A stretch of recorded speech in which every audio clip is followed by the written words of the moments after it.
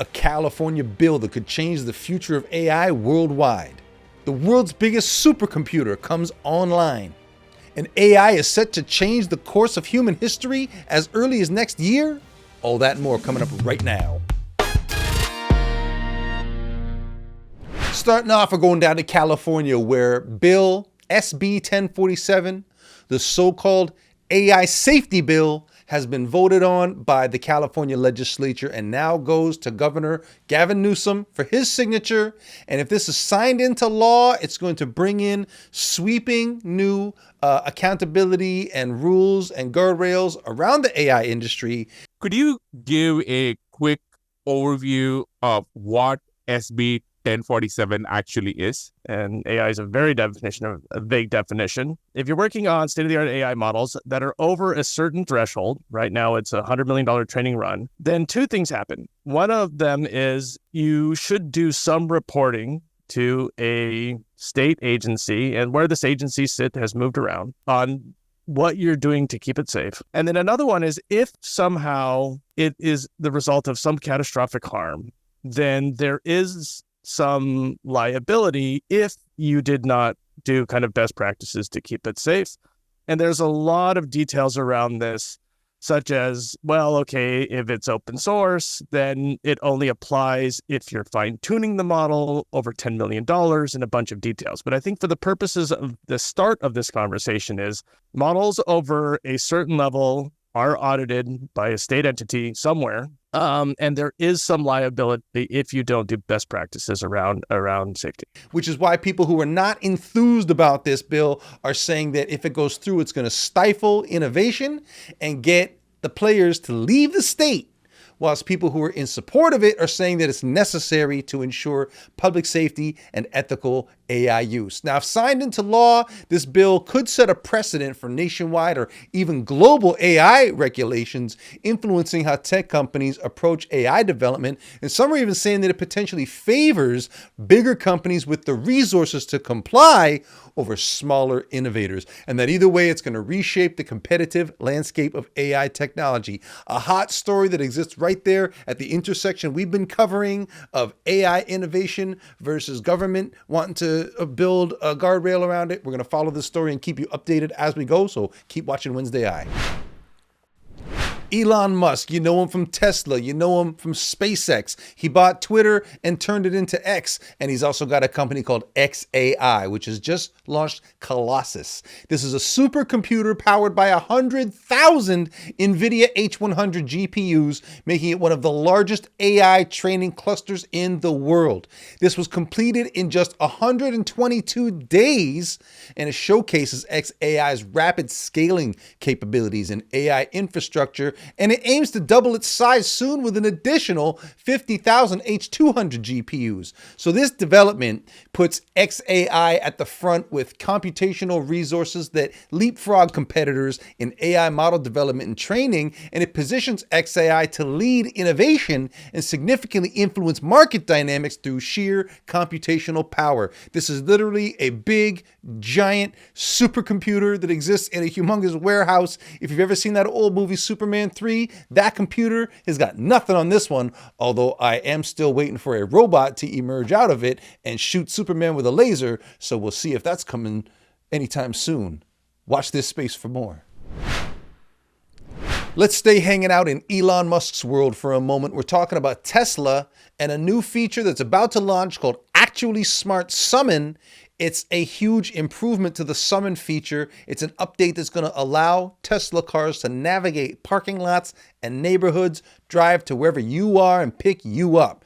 Man, that's going to be fun. You should definitely not turn left here, and you should go all the way around the roundabout to pick me up from right in this spot. So I'm going to go ahead and show you the car, and we'll see if it decides to do something naughty.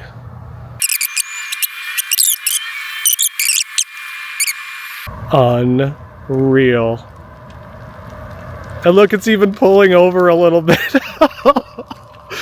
Oh my God. This feature was originally anticipated for August, but the release was delayed, and it's now more likely to arrive along with full self-driving version 12.5. This will be a beta launch, but it's bringing improved convenience and safety to Tesla owners and anybody out there who fits that category. I want to hear from you. Are you excited? Have you tried it yet? Once you have, let me know how you like it. Leave a comment. We're going to talk about this. This one's from the WednesdAI mailbag. We got the tip that we needed to talk about NVIDIA's quarterly earnings call. We talk about NVIDIA a lot because they are the leader in the AI chip space. Well, their quarterly earnings report shattered expectations. $13.5 billion in revenue, $2.70 earnings per share, driven by a 154% year-over-year surge in their data center business. Stonks.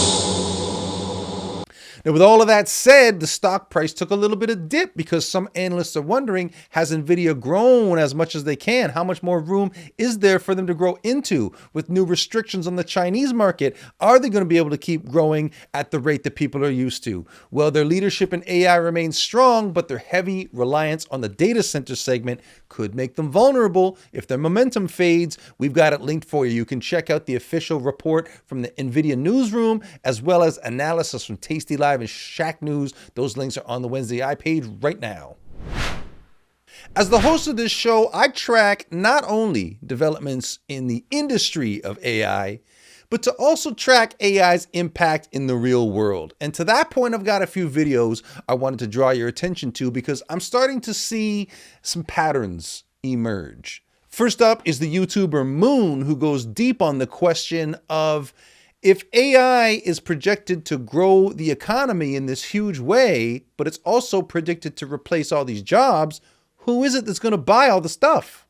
It isn't a question of the complete replacement of people. It's just that one skilled coder could use advanced AI to do the work of 5 of 10 people who are new to the field. It means that even if AI can't do 100% of the tasks associated with a job, it raises the bar exponentially as to what the standard is in the industry, which can in turn replace tons of people. A lot of these jobs aren't things people should really be spending their whole lives on anyway though, because nobody really wants to be a cashier or work in data entry when they're growing up. And in 50 or 100 years time, when the dust has settled, the world may actually be thankful that we've escaped from all this menial labor. But until that point, the economy is going to have to undergo some huge changes. And the main question will be, who will be buying anything if nobody's really working anymore? And then Eddie Burback, who's mostly known for cheeky and irreverent cultural analysis, is asking some really big questions about why stuff costs more even when there's no people involved in the providing of the service. Even if these people found a different job, how could you guarantee the different job wouldn't also be eaten by AI? Isn't that the whole goal of making AI more intelligent? And in fact, even on the consumer end, I've been taking a couple of Waymos over the last few weeks. And there's even been times where it is more expensive than an Uber without any human labor involved.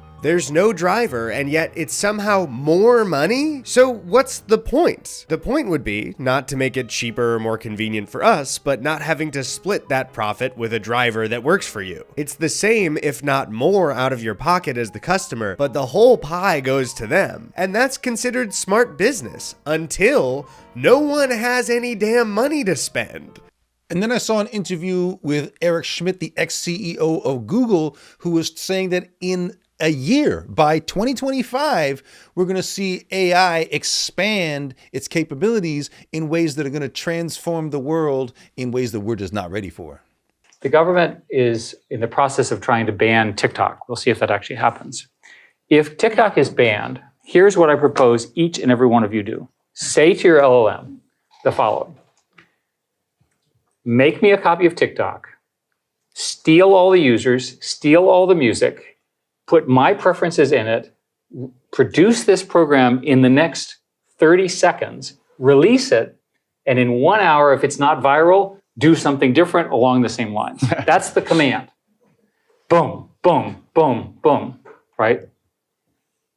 You understand how powerful that is. If you can go from arbitrary language to arbitrary digital command, which is essentially what Python in this scenario is, imagine that each and every human on the planet has their own programmer that actually does what they want, as opposed to the programmers that work for me who don't do what I ask.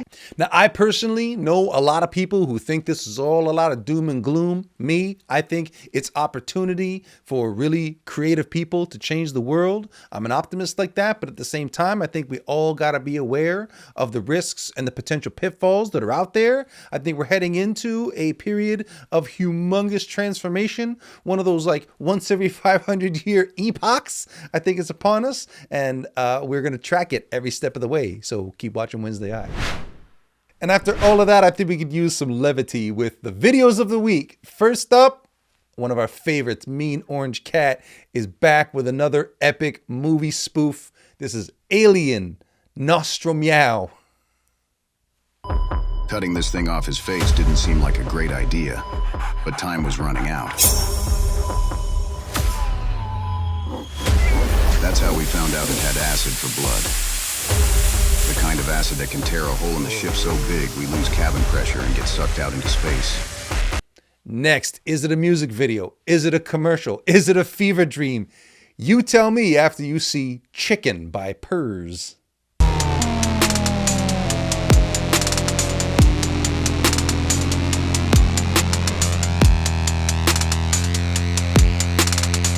In the studio together when you would eat. Chicken or bruise it, bruise it, bruise it, bruise it, bruise it, be like bruise it, bruise it, bruise it, bruise it, bruise it, bruise it, bruise it, bruise it, bruise it, bruise it, bruise it, Got the foot. bruise it, bruise it, bruise it, bruise it, bruise it, bruise it, eating chicken. And finally, I only just saw the movie series recently, so I'm happy to know what this was on about and have it fresh in my mind when I saw Harry Potter Redneck Wizard by Demon Flying Fox. There's a gal named Hermione, sharp as a knife, and Ron's her man, now she's carrying his child. Then there's Dobby, always running around at night, lost in the potion, struggling to do right. Snape's got his eye on Harry all day, but that creep better watch out, Harry don't play. He's a wand-waving, spell-casting good old boy, riding broomsticks ain't no toy. Down in the holler, magic runs free, but you best not mess with that old Snape creep. Y'all know Harry, he's a redneck wizard, got that southern drawl, but he ain't no quitter.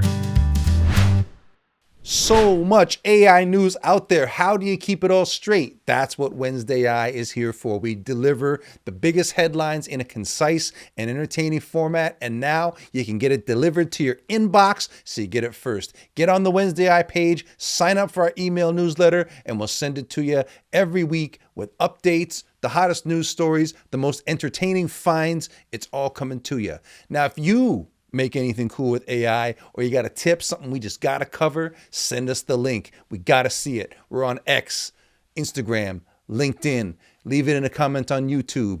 Email it to me. Get it tattooed across your forehead, or when I fall asleep, tattoo it on my forehead backwards so I see it in the mirror when I finally wake up. Actually, please don't do that. That was a joke, right? Okay, great. See you next time.